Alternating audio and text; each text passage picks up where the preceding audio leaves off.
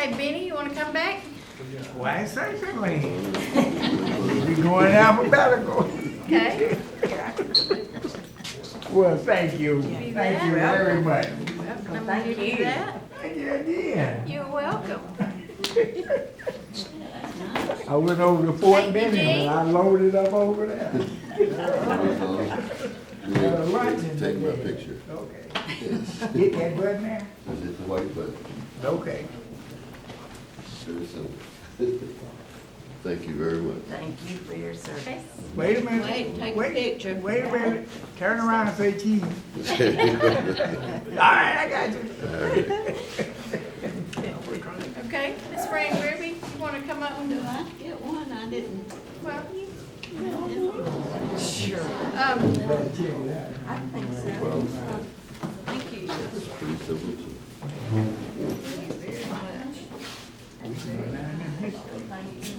Service to the service.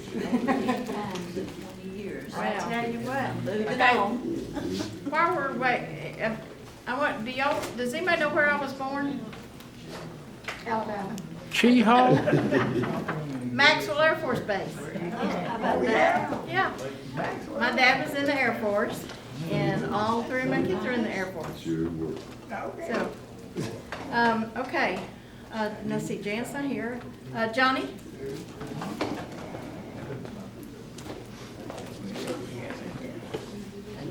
Thank you.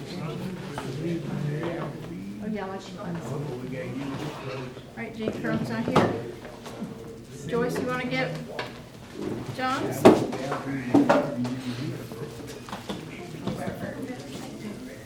Neither one of us were born in a military base, but our daughter was. Wow. You know, another thing about military families too is if you have several kids, most of the time they're all born somewhere different. Like I was born at Maxwell, my brother was born in Japan, so you know, just, okay, Chuck? Picture shot here. Thank you. Thank you. Yep, Thank you, thank you, thank thank you. you.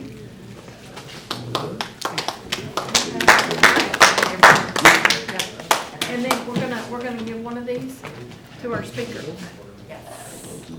Bob, Bob? You wanna- I'm not used to being called Bob, so I always have Bob King, oh, I'm sorry. I'm just kidding. Like Halloween. Thank you. That makes a good Halloween bag, Military right? Halloween. Appreciate that. Okay, now, before we eat, I wanted to ask our veterans if they wanted to come up and tell anything about their service. Now, I do want to mention one of our other members, and this is Mr. Tony Davis, who died in 2019. He was a World War II veteran. So, Benny, you want to tell your story? Make it brief. I served 5 years in the Army. My dad was a World War II vet. He served 4 years, 3 of them. I was born in 43. He was over in Germany. And I remember him coming home. Then there was 7 men in the family. I'm the oldest. 6 of my brothers served, Navy, Air Force, Army.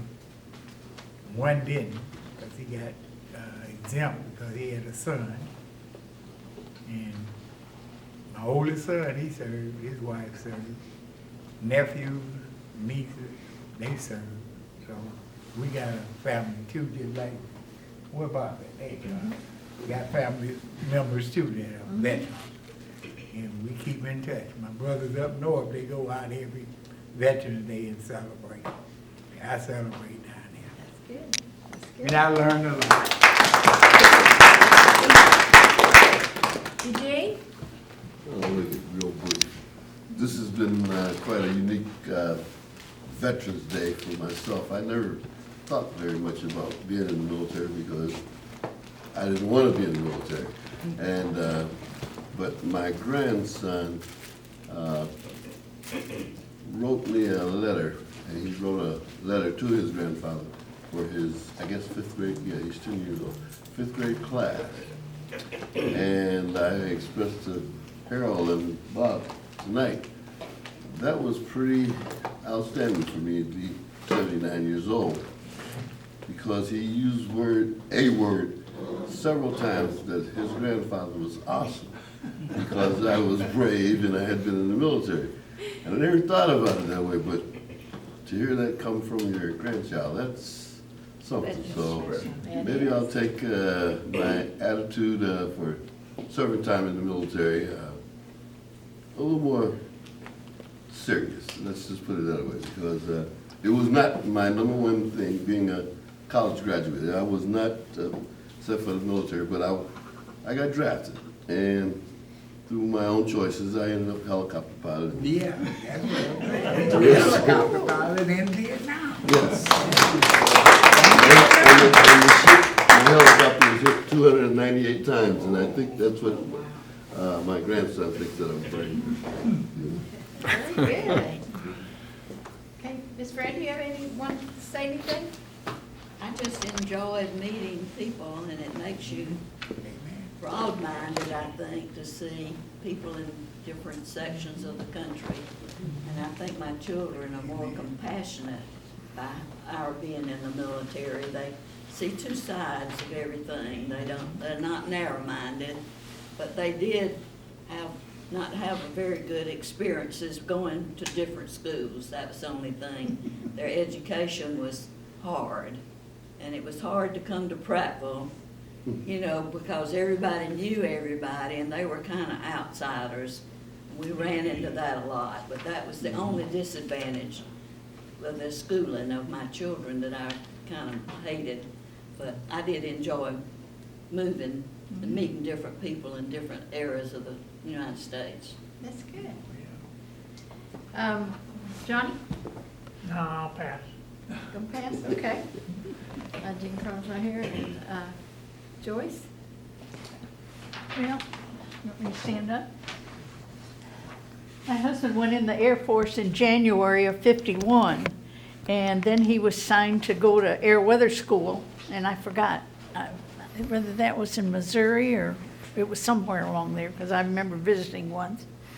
And when he got through weather school, well, we got married in August of '51, and then the next January, he was assigned to Albuquerque. And we spent the rest of his years in Albuquerque. Our oldest daughter was born at the base down there. There was 2 bases, Sandia, and I can't think of the other one. But anyway, that was kind of what he did. Well, I should tell you, when he was in the weather service on Guam, and he went back and forth from Guam to Okinawa, but on Guam, they didn't have computers. And so they would get telephone calls about the weather, and when a plane was coming in to the runway, they had to get out on the runway and point like this to what the plane was supposed to do. And one time, a captain got out there. I think he was getting off the plane, and the plane didn't stop or something and killed him right there in front of, right outside of the weather station. So it was interesting. Yeah, it was always interesting.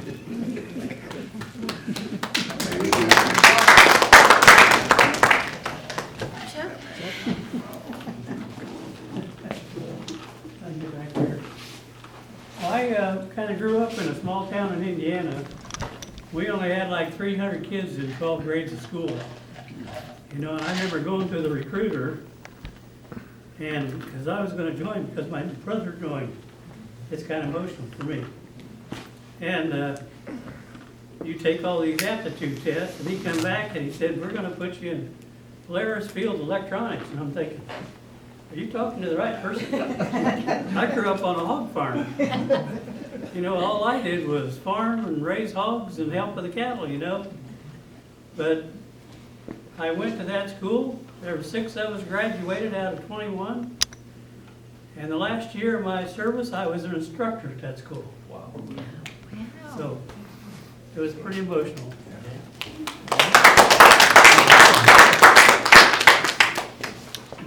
Well, we want to thank you, veterans, very, very much for your service. I Yes, have ma'am? a story. Okay. My dad was in the Army Air Corps, and my mother was in the auxiliary until they turned it into the Women's Army Corps.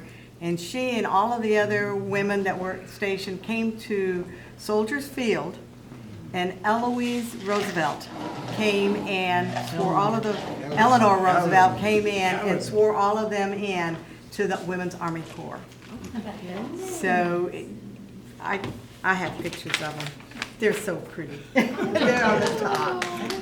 And my 2 boys joined the Air Force because they saw what a wonderful life my dad had, and they wanted to follow in his footsteps. So, They're both retired. and they're both retired now. Wow. Yeah, so and not one of our grandkids is in service. It's such a strange thing, you know, that we talked about grandkids going in, and none of the boys, none of Dennis's boys did. Stephanie's we still got hope for her. She might want to go someday when she gets older. But we were very proud of both my parents. And let me tell you, having traveled in all the educational schools, I was in 13 schools before I graduated from high school and over the years, and it's an honor to be able to say that we learned so many things. My mom's motto was, wherever we were stationed, we're going to look for one thing we like about this place. We're going to always look for something good about the places we're stationed in. And she only found one base that she never found anything she liked, and that was in Minot, North Dakota. Other than that, we found it had a good I'll take it. time. Benny?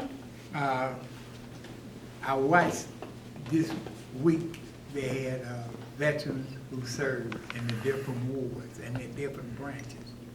And that was heartbreaking to me to see a lot. And what many of them went through, and that brings back memories of the ones that served in all the wards. Yeah, that's my And dad. people need to watch. PBS carried it, Veterans Who Served This Country. And I watched it both nights. And I really teared up because our nation got to remember this. Because when we gone, those stories are gone.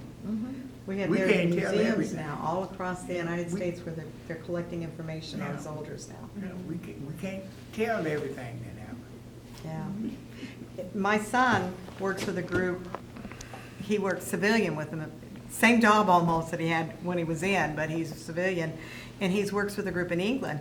And he found some information on my dad that when the different bases where he was stationed, he flew out of England during World War II, and was a waist gunner on a bomber.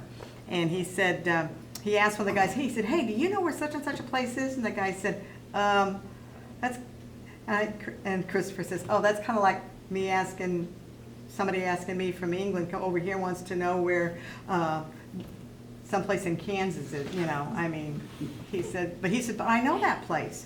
I know that. It's not far from where I live. And there were bases over there, and he said, I never thought about it.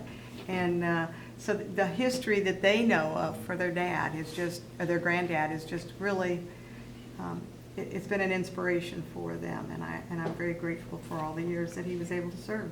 He was in all three. He was in World War II, he was in the Korean, and then in Vietnam. And they asked him if he wanted to fly in one of the planes in Vietnam, and he goes, no. He said, I think I have tested God's grace enough. He said, I'll stay on there. He was in Thailand, and he says, I think I'll just stay on the ground here. So he never was shot down the whole time. And he flew a lot of, missions and stuff, but we're real proud of him. And we see these things, and you see them, and people walk up to somebody that's older, that they see them with their ball caps on, and says, oh, well, thank you for your service, and it makes my heart just feel good. It really does. I just wanted to add that we have a grandson that's a Marine, And he was in 19 years in October. He's got a little less than a year, almost a year left. But he went to Afghanistan 3 times. He was a tank driver at that time, but now he's some kind of instructor to new people that come into the base. He sent us a picture this last week. They have some kind of a Marine Corps ball, and he's got a 12-year-old granddaughter, our granddaughter, and she was all dressed up in a formal outfit. He took her to the Marine ball. Sent us pictures. Anybody else? Well, my brother was also in the Air Force, and he's actually the one that encouraged or inspired my 3 kids to join the Air Force too. So, but I'm like you, I'm hoping some of those grandbabies do that too. If not, our nation's gonna be in trouble, aren't we? Yep. Yes. We sure are. Okay, does anybody else have anything else they wanna say? I got one other one I'd like to mention, Okay, if you don't mind. I don't mind. I know I don't allow you time. There was one guy that I failed to mention, and his name was Mike Lent. He graduated from Prattville High School, and on his 10th year reunion, he was working in the Oval Office for the president. He was the presidential photographer. Now, when he came down to join the Navy, he told me the only way he would go in the Navy was if he could be a photographer's mate. And I told him, I said, Mike, I have never put a photographer's mate in the Navy. And with 28 years in the Navy, with 21 of those in recruiting, and then 15 more years working for the recruiting command, he is the only photographer's mate that I ever put in. And he wound up being the presidential photographer, flew all over the world on Air Force One. And I should have signed up. I'd give you that job. Man, oh man. But he was another one that said that was his calling. And today, he's already retired out of it. He came to my retirement. I was the director of the recruiting school. He was the director of the photography school 2 miles down the road on Pensacola Naval Base. He came to my retirement, and he now owns a photography studio in Washington, D.C., and takes a lot of the official photographs for Congress, Senate, and the various things of that nature. In fact, he just sent me pictures this week. He's in Egypt for some reason. I don't know what he's doing in Egypt, but he's over there. He goes over there about once a year. But now that was another one I meant to tell you, when we're talking about these amazing stories from people from here in Prattville, Mike Lynn is one of them. His dad was in the Air Force, stationed out at Maxwell, and I met him while he was in high school. So